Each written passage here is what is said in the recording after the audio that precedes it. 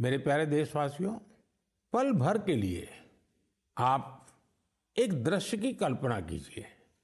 कोलकाता में जनवरी का समय है, दूसरा विश्व युद्ध अपने चरम पर है और इधर भारत में अंग्रेजों के खिलाफ गुस्सा उफान पर है।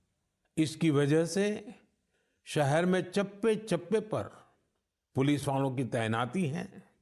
कोलकाता के बीचों बीच एक घर के आसपास पुलिस की मौजूदगी ज्यादा चौकस है। इसी बीच लंबा ब्राउन कोट, पैंट और काली टोपी पहने हुए एक व्यक्ति रात के अंधेरे में एक बंगले से कार लेकर बाहर निकलता है। मजबूत सुरक्षा वाली कई चौकियों को पार करते हुए वो एक रेलवे स्टेशन गोमो पहुंच जाता है। ये स्टेशन अब झारखंड में है। यहां से एक ट्रेन पकड़कर वो आगे के लिए निकलता है। इसके बाद अफगानिस्तान होते हुए वो यूरोप जा पहुंचता है और यह सब अंग्रेजी हुकूमत के अवैध किलेबंदी के बावजूद होता है। साथियों, ये कहानी आपको फिल्मी सीन जैसी लगती होगी। आपको लग रहा होगा, इतनी हिम्मत दिखाने वाला व्यक्ति आखिर किस मिट्टी का बना होगा।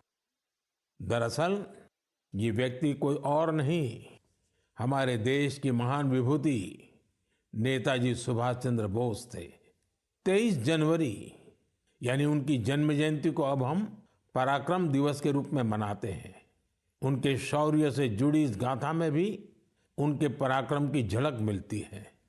कुछ साल पहले मैं उनके उसी घर में गया था जहां से वे अंग्रेजों को चकमा देकर निकले थे।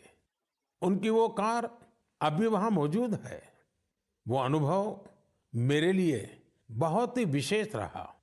सुभाष बाबू एक विजनरी थे। साहस तो उनके स्वभाव में रचा बसा था। इतना ही नहीं, वे बहुत कुशल प्रशासक भी थे। महज 27 साल की उम्र में वो कोलकाता कॉरपोरेशन के चीफ एग्जीक्यूटिव ऑफिसर बने और उसके बाद उन्होंने मेयर की जिम्मेदारी भी संभाली। एक प्रशासक के रूप में भी उन्होंने कई बड़े काम किए। बच्चों के लिए स्कूल, गरीब बच्चों के लिए दूध का इंतजाम और स्वच्छता से जुड़े उनके प्रयासों को आज भी याद किया जाता है। नेताजी सुभाष का रेडियो के साथ भी गहरा नाता रहा है। उन्होंने आजाद हिंद रेडियो की स्थापना की थी, जिस पर उन्हें सुनने के लिए लोग बड़ी बेसब्री से प्रतीक्षा करते थे। उनके संबोधनों से विदेशी शासन के खिलाफ लड़ाई को एक नई ताकत मिलती थी। आजाद हिंद रेडियो पर अंग्रेजी, हिंदी, तमिल, बांग्ला, मराठी, पंजाबी, पश्तो और उर्दू में न्यूज़ बुलेटिन का प्रसारण होता था। मैं नेताजी सुभाष चंद्र बोस को नमन करता हूं। देश भर के युवाओं से मेरा आग्रह है कि वे उनके बारे में अधिक से अधिक पढ़ें और उनके जीवन से निरंतर प्रेरणा लें।